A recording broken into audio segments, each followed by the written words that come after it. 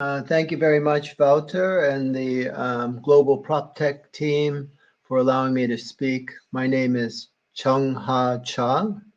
My background is 20 years or more in finance. Part of that was in a real estate fund. And I've been in the area of smart cities, PropTech, sustainability for now 12 years. And I'm here to kind of share with you this notion of net zero carbon cities have been popping up. And we're just discussing with Wouter, I've been into smart cities for about 12 years now. And we hear these words, smart city, sustainable city, resilient city, and now net zero carbon cities. And these, the definitions of these various concepts, I think, is converging in a similar direction. So it's nice to see. I chose the title Myth or Reality in the fact that, are we going to just talk about it again and nothing really happens? Or is it going to be real this time? And here on my first slide, on my cover slide, I wanted to share with you this notion of net emissions, meaning carbon neutral or net zero carbon. On one hand, you have emissions, you're polluting on the left-hand side. And then on the other side, you're buying a lot of renewable energy, solar farms, wind farms, and things like that. So my first question to the group, to the audience was, is it okay to pollute if I buy carbon credits and offsets? And that's something that, is a big question mark hanging over many people's heads, but let's keep that in mind. I guess my main thing is let's learn together. Why should we be concerned? Two, what are we doing about it these days? And three, how can the real estate sector, with the help of the PropTech community, make a difference to decarbonize the built environment? So on the topic of why, this is a graph from IEA, which is the International Energy Agency, a very reputable source of information on the global trends of energy use for countries around the world. And as we can see, the global emissions continue to climb. And this is a problem. We're now above 35 billion tons. And some people are saying that if it continues to climb, that we will start to cause irreparable harm to the planet and unleash a kind of chain reaction of extreme weather conditions of hot and cold. And it's going to be very difficult to reverse that pattern.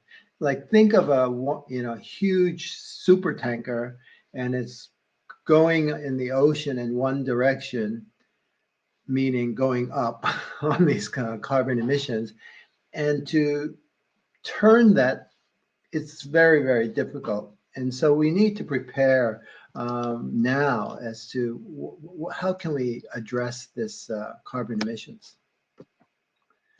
Here's some scenarios that they're saying that here on the right-hand side, I said current policies, and it's this blue area that's moving into the future, and various scenarios like pledges and optimistic net zero targets. But as we can see, we have, our policies are not in accordance with the targets of 1.5 degrees or 2 degrees, as was discussed in the Paris Accord back in 2015.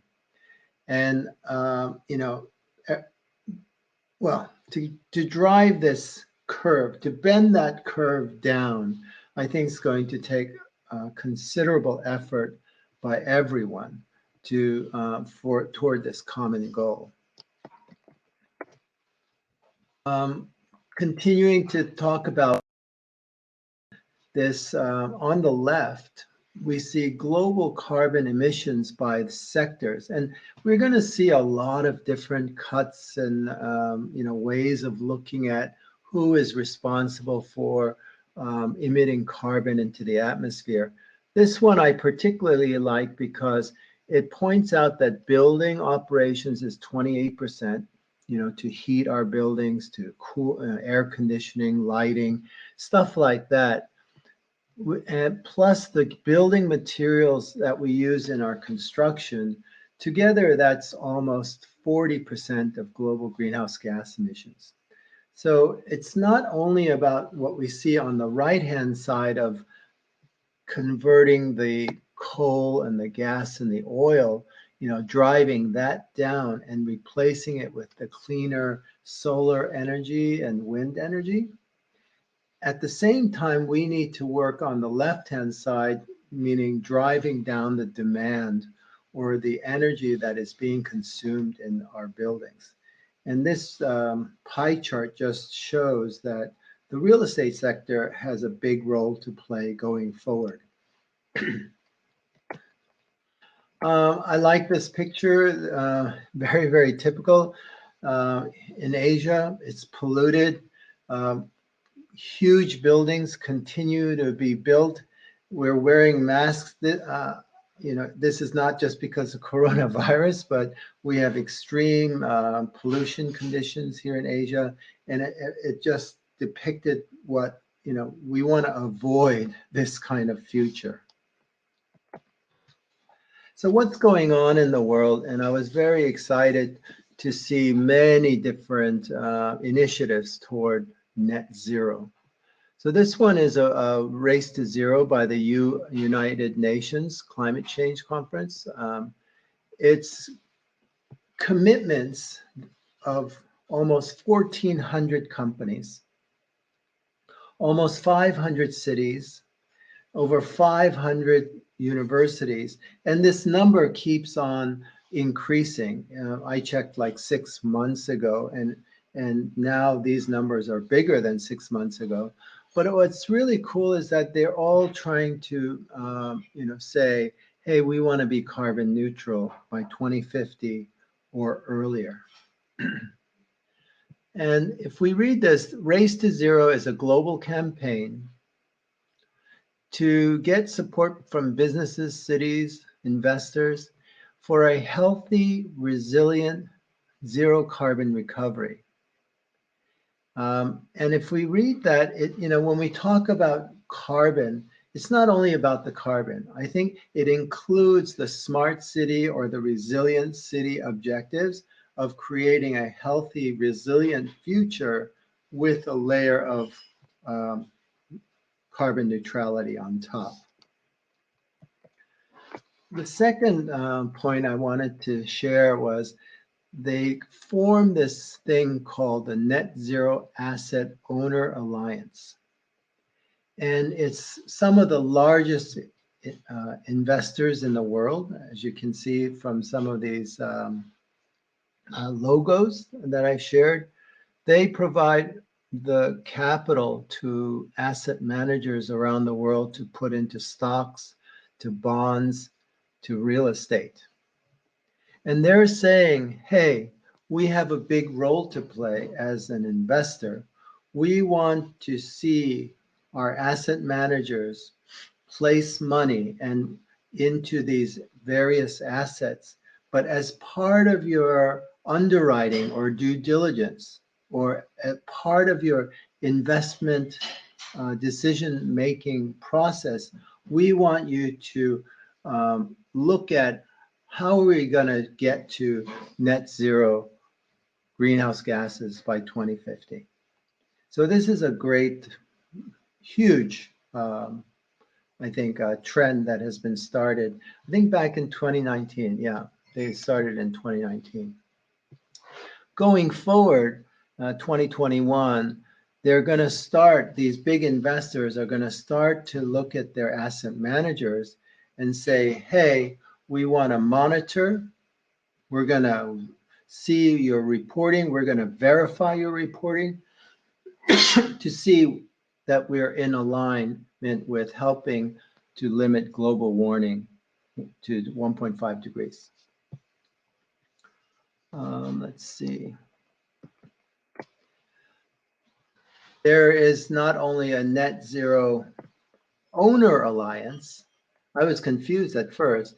There's a net zero asset managers initiative, which brings together 30 asset managers, very large ones in the world, and their assets under management total $9 trillion. So that's a big chunk of investments, and they are committing themselves to say, hey, all of the companies that we're investing in, we want to help them go toward net zero by 2050 or sooner. Fantastic developments. I think many people in the real estate industry are familiar with GRESB. It's the Global Real Estate Sustainability Benchmark. I love GRESB. I think they're the leading benchmark for ESG, environmental, social, and governance.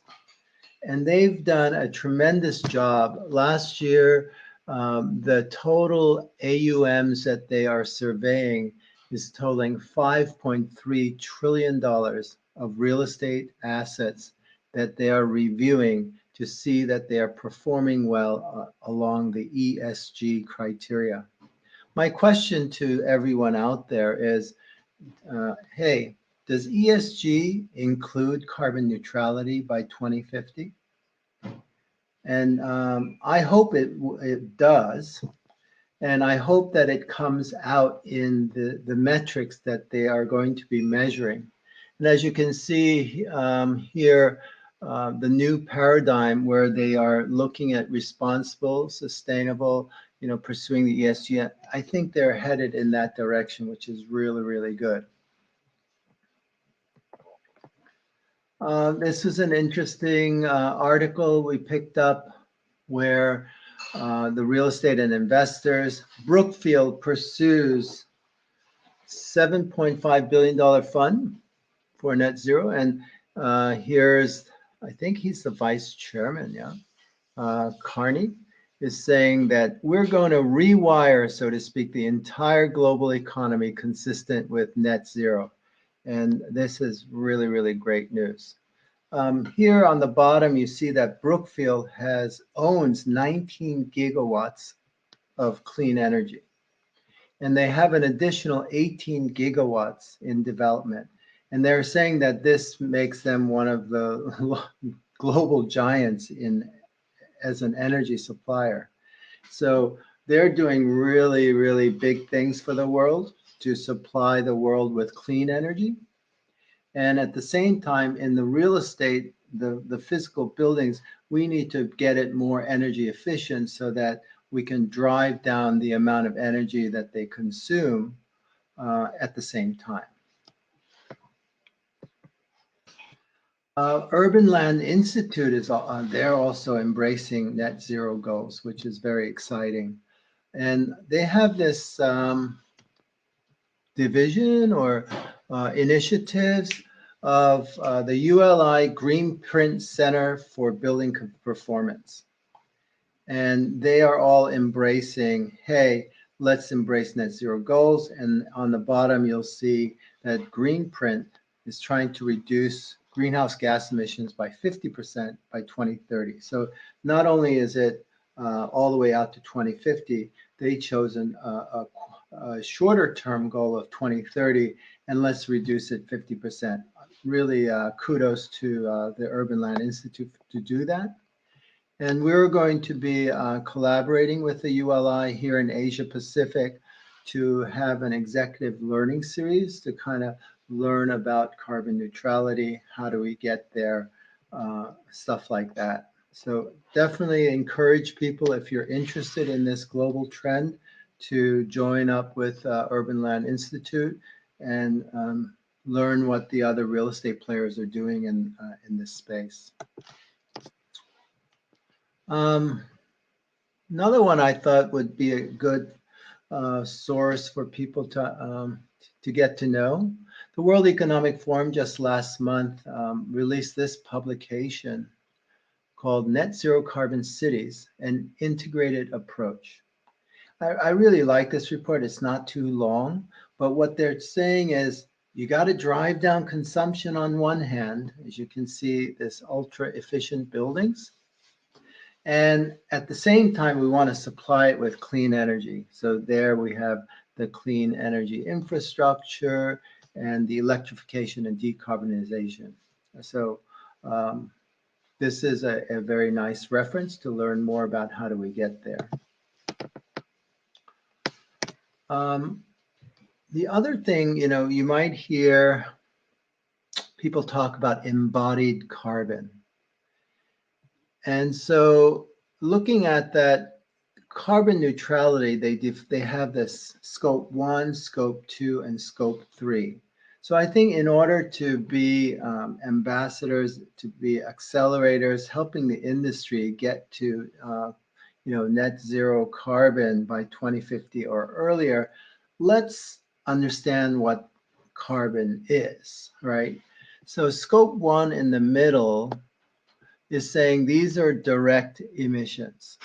So these are things that come out from your building or your car, things under your direct control.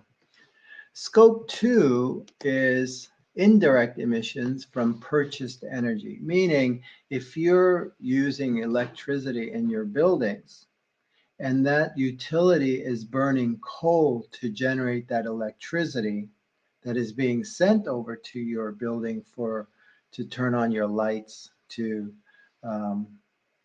operate your air conditioning and fans and things like that, that is scope 2. So when you say, oh, we're carbon neutral, what does it mean? We should understand, are we talking about scope 1 or scope 1 and 2? What are we really talking about? Now, scope 3 is starting to get to that notion of embodied carbon, the supply chain. So if I'm building, buildings and using concrete, and the concrete is being made from burning coal to cook the clinker and grind it into cement, that is part of scope 3. So if someone is saying we're going for carbon neutrality in all 3 scopes, that is like the most aggressive, and we need to get there. So understanding these different types of carbon, understanding the impact of our decisions on how we design, build, and operate our real estate is going to be a good thing for all of us. Greenwashing. And I see a lot of this. Are you green, or are you smart and sustainable?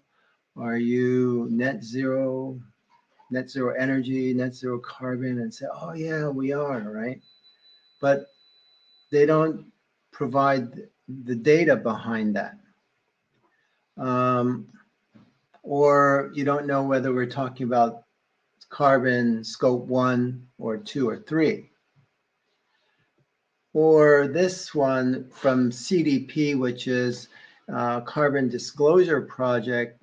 This Emily Krebs, the global director of CDP, is saying, hey, if these big institutional investors are saying we are net zero because we bought offsets, but don't look at all the dirty coal investments that we have, she's very, very adamant about that. So that's why this came up, this diagram up in the upper right corner, that was on the first page. So you have emissions and you have all the coal and inefficient buildings in your portfolio, and then you go ahead and buy offsets. And then enough offsets so that it kind of balances out all the pollution that you're spewing out.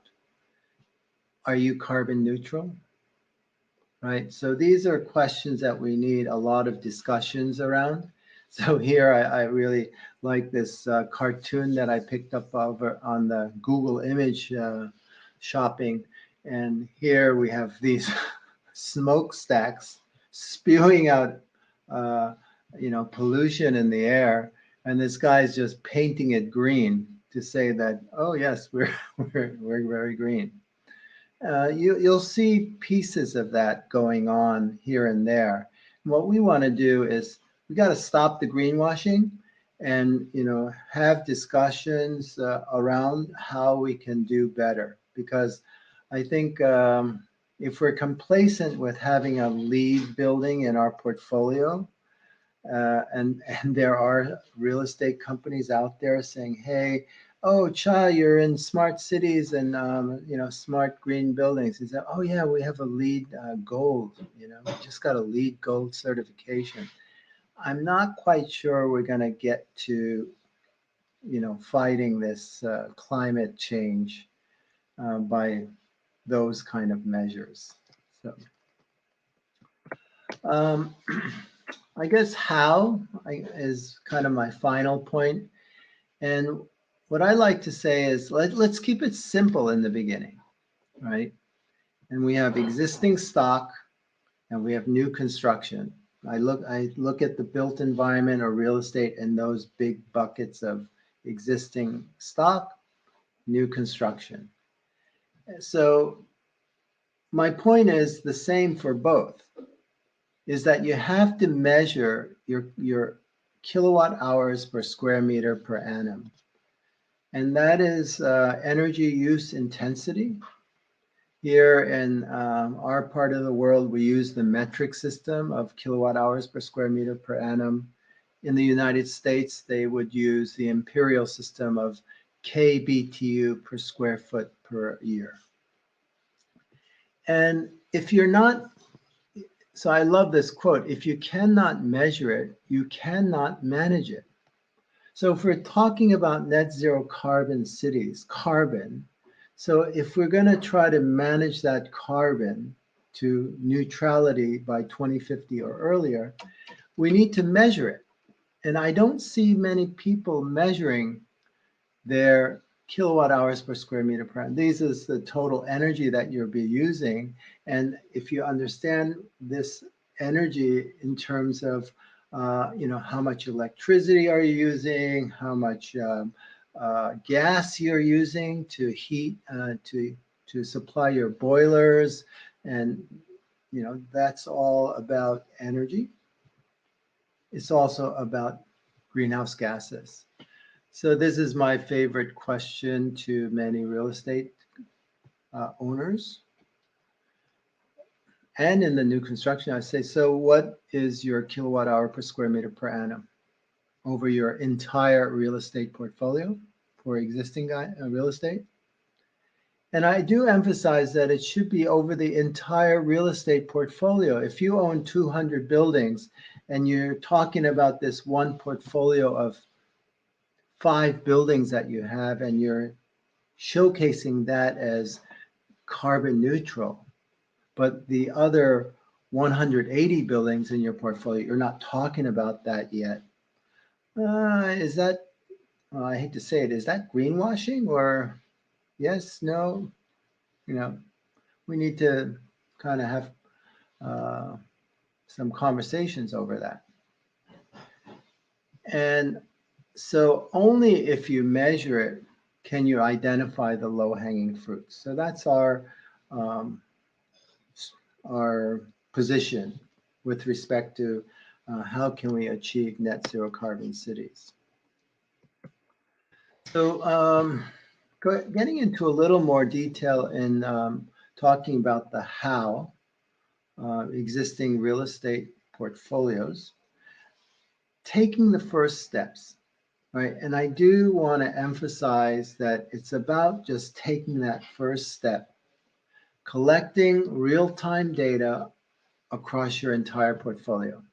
I've been speaking to a lot of prop tech companies. They have the coolest solutions, and they are dealing with large real estate owners, and they're focused on, okay, you collect the data, and then how do you drive down the energy, right?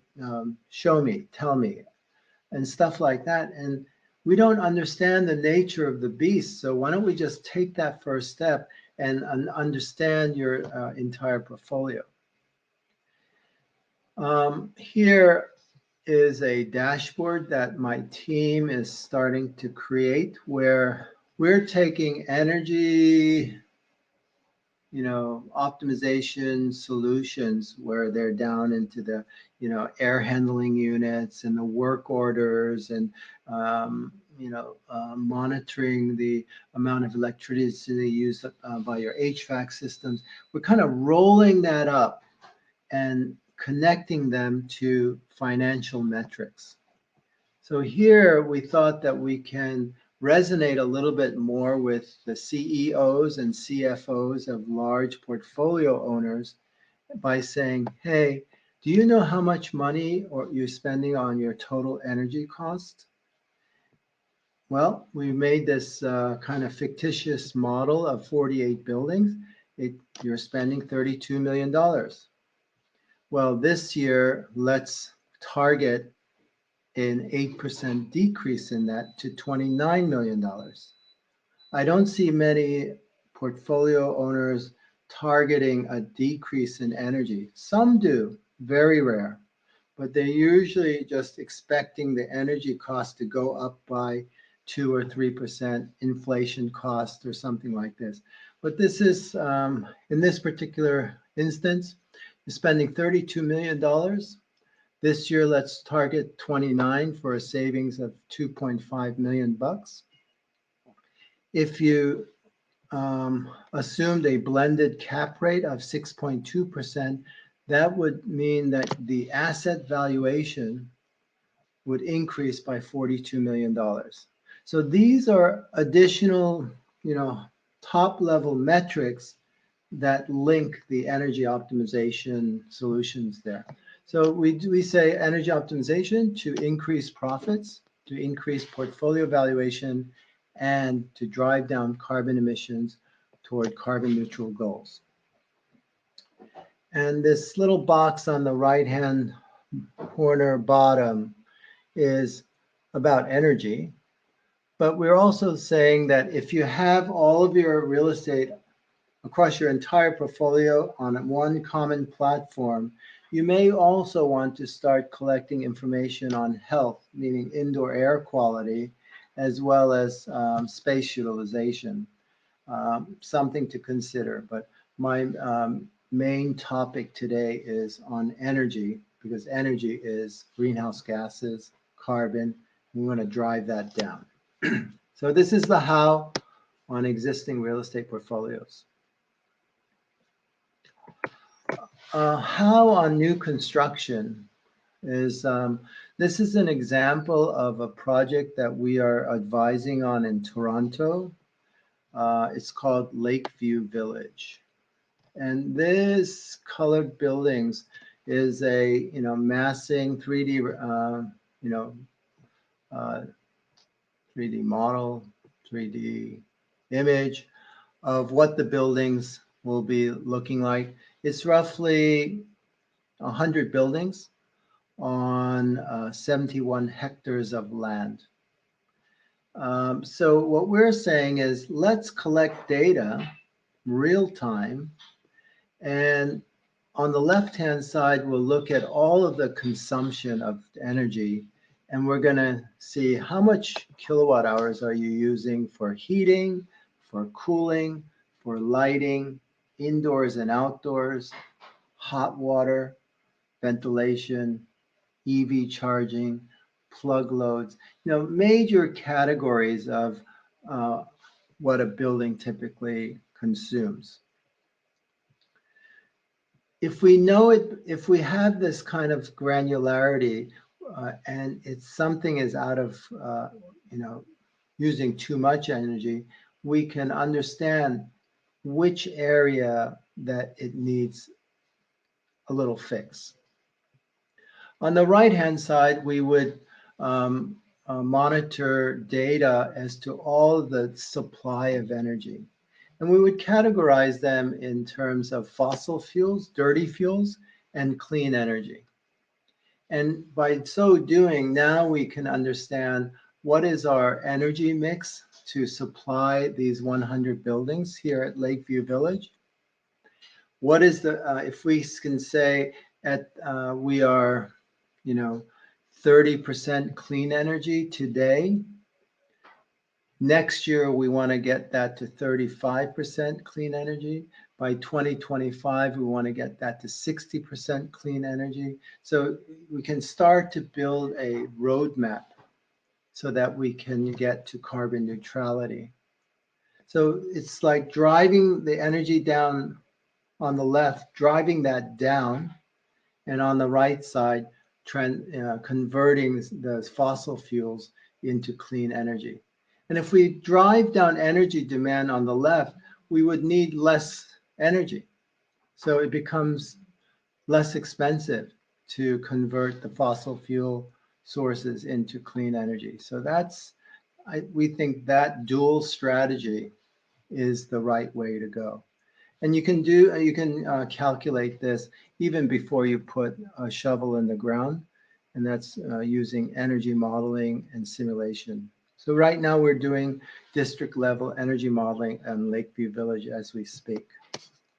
And I think that you need to do that in all new developments. That's okay. Oh, I had that. Okay. Concluding remarks, 1, 2, and 3. The first one is you got to work together, right?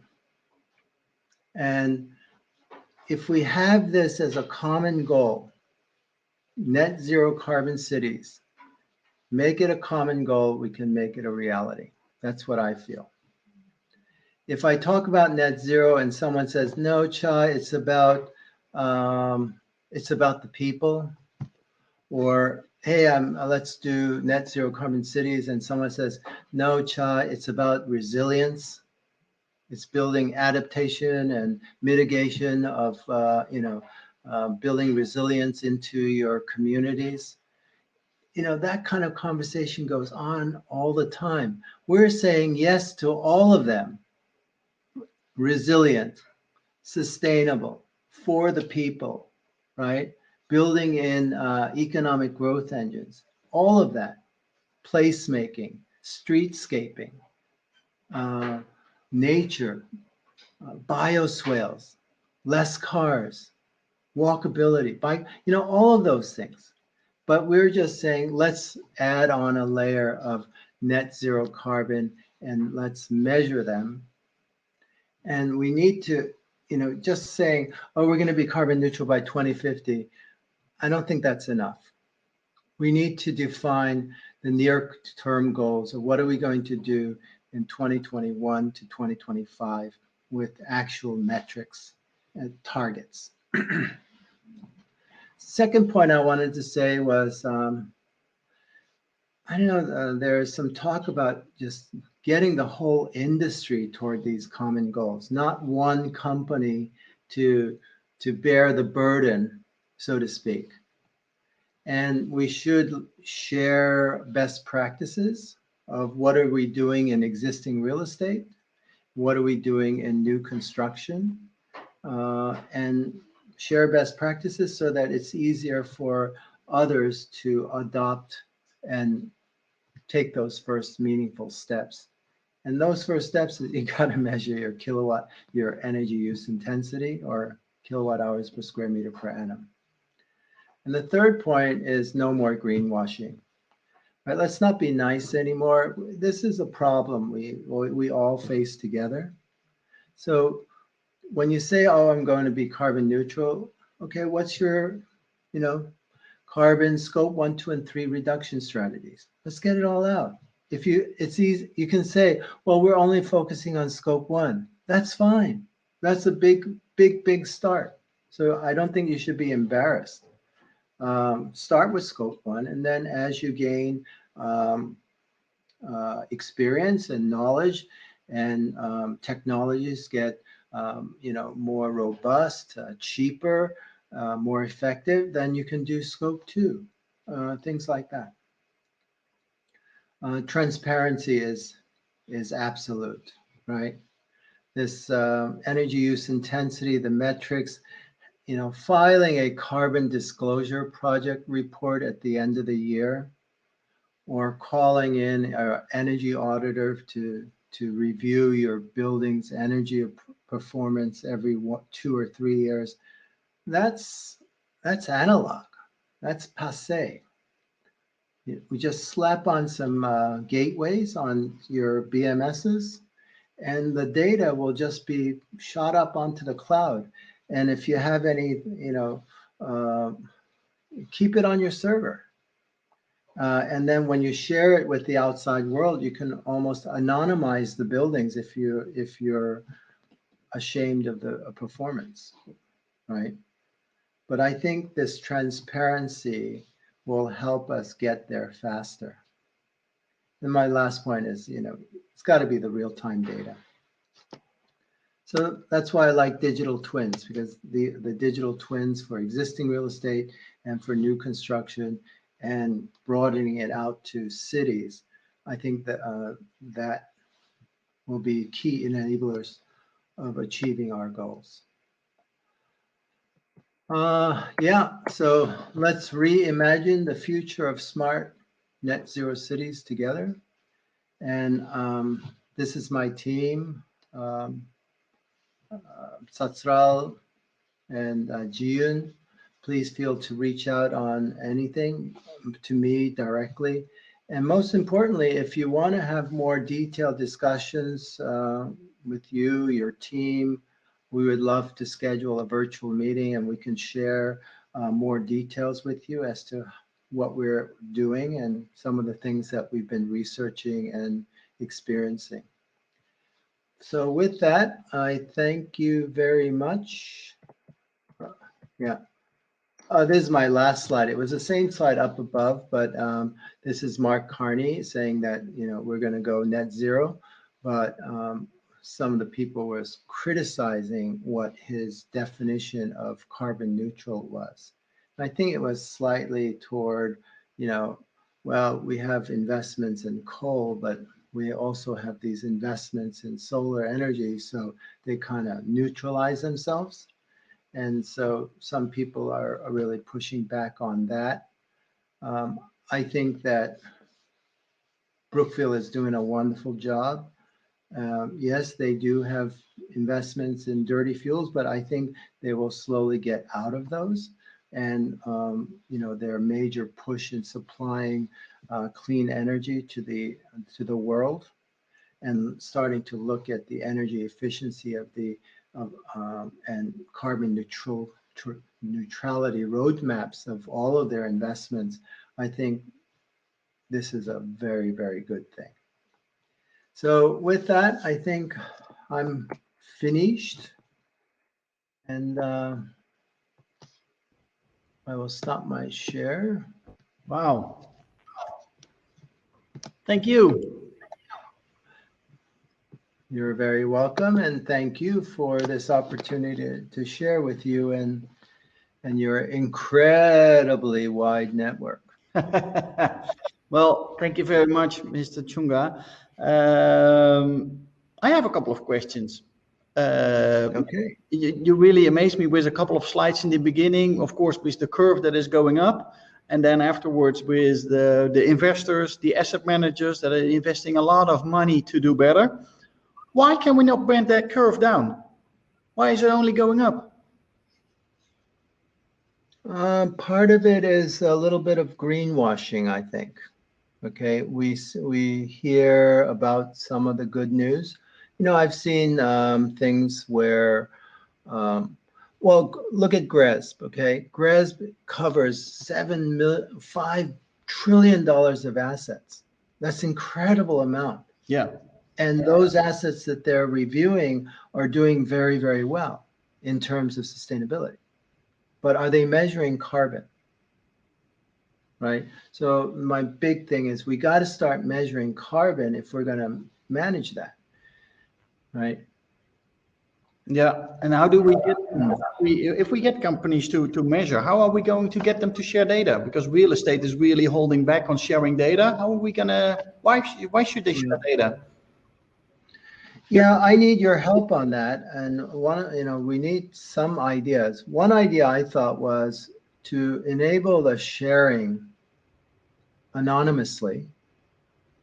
And by so doing, if you had 200 buildings and you share onto this common platform, and we have 10,000 buildings on this common platform, and now you can kind of benchmark your and categorize, oh, my commercial buildings of this size is performing here, but compared to this population of many others in the similar climate zones. So, and you can have games, you can have awards, you can do a lot of things. But I think we do need that industry-wide effort for the bigger cause. Yeah. And if you're not willing to share data, at least share part of it anonymously for the bigger cause, right? You're not going to get hurt because you're anonymous. Yeah. Right.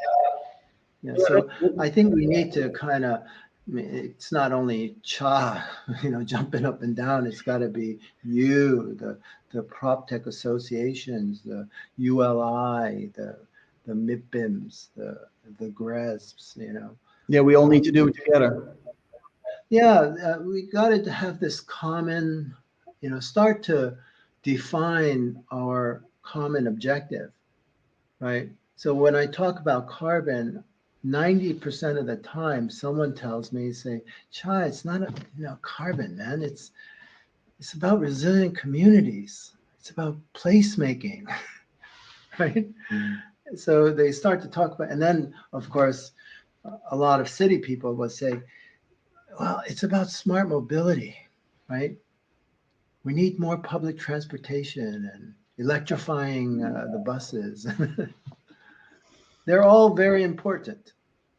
Yeah, so it's Let's also embrace this road to net zero carbon. Yeah, and that's probably also I liked also the three phases that you were talking about. In which phase are you really making impact, and which other phases, or two or three, are you not doing yet? But it's a good view to know what you're doing. Yeah, well, the scope 1, 2, and 3, I think that's an official kind of definition of what carbon is. They've categorized it into scope 1, 2, and 3. What I was saying is that, we can do it in phases. Just do scope 1 to begin. That's easier. Yeah. And embodied carbon, which is scope 3, that's hard because now you have to kind of control your whole supply chain. Yes. All right. So a lot of architects will say, oh, you have to build CLT, wooden structures. They're great, but they're expensive. Yeah. They're more expensive than concrete. And I see a few buildings going up in wood, but most are still concrete. So, it's not easy. No. We have a couple of questions also from the audience, if I may. Milan. Oh, nice. Milan from Slovakia is asking, fantastic global smart city insights, Mr. Cha. Which city is the best performer in carbon neutral, in your opinion, actually? Amsterdam.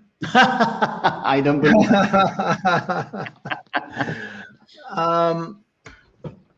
There, when you look at various cities embracing the race to zero, there's almost 500 cities. And some are targeting 2050, some are targeting 2040, some 2030. Wow. So, yes. And the one that sticks in my mind is Copenhagen targeting carbon neutrality by 2025. Wow, that's in 4 years. Right. So they made this pledge or commitment, I think maybe 8-10 years ago. And for me, it's not important whether they achieve it or not. What's important is that they're trying really hard. Yeah. So they are making their buildings more efficient. Their smart mobility, electrification of the cars and transit, and renewable energy, adding a lot of offshore wind farms. They're doing a lot of things. And in the process, they're creating an incredible startup community. They have the State of Green. It's a public-private partnership association. Hundreds of companies that are working together, trying to get to carbon neutral by 2025. Yeah, that's great. That's great. Mm-hmm. Then we have another question from Will. How is carbon offset measured with social impacts of communities the organization set up in for their shops in Asia, where the decisions are centralized in the headquarters in the West in general? Yeah. Well, there's a couple of questions in there. In Asia, we stink. We build by code, we cheat, and we pollute along the way. We don't see a lot of embracing of stewardship of the environment like you see in the European countries.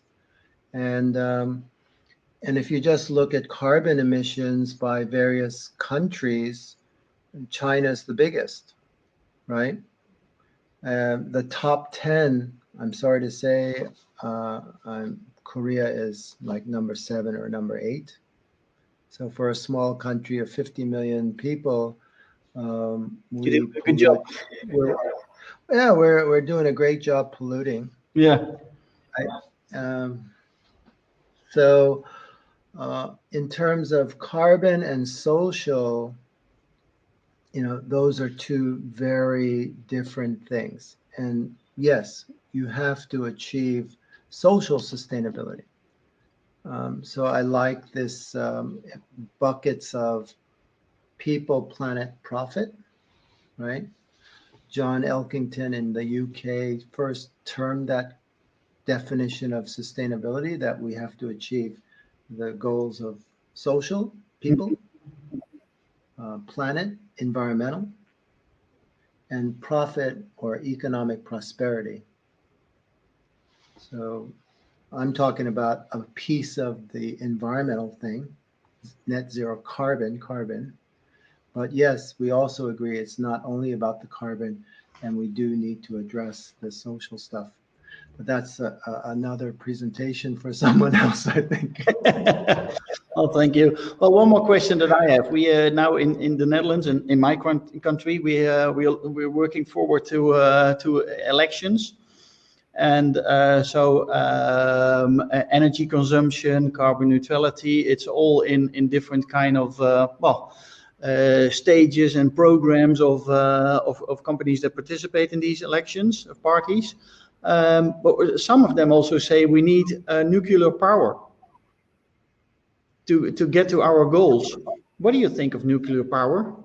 Or do we just need to invest way more in solar energy, wind energy, and stuff like that? Yeah, I stay away from that topic. I think if you can avoid a Fukushima of Japan. Yeah. And if you can avoid using the nuclear waste to make bombs and like annihilate people. Yeah. Fukushima continues to leak. It's been 10 years. Wow. Still? I didn't know that. It's leaking. Mm. Right? You can't turn it off. No. Okay. So, let's get better informed and decide. For me, the Fukushima and the bombs, Yeah, it's enough. That's something that I don't like. There's only one way to go. That's solar and wind. Yeah. Yeah. Yeah. Why not? Yeah, I think so too. Well, thank you very much for this, nearly 50 minutes. That was amazing. Thank you for being with us. I hope you have a wonderful evening. It is, I guess, in Seoul, in Korea. Yeah, it's getting close to 8 p.m. and it's always lovely to speak with you, Wouter. Thank you. Great. And I emailed you the slides. Oh, thank you. So yeah, feel free to share with anyone you like. We will. Thank you very much. And next time we'll Okay. see each other in person. Next year. Next year. Okay. Yeah. Well, say hi to your wife and to your colleagues and speak to you soon. Thank you so much. Bye-bye.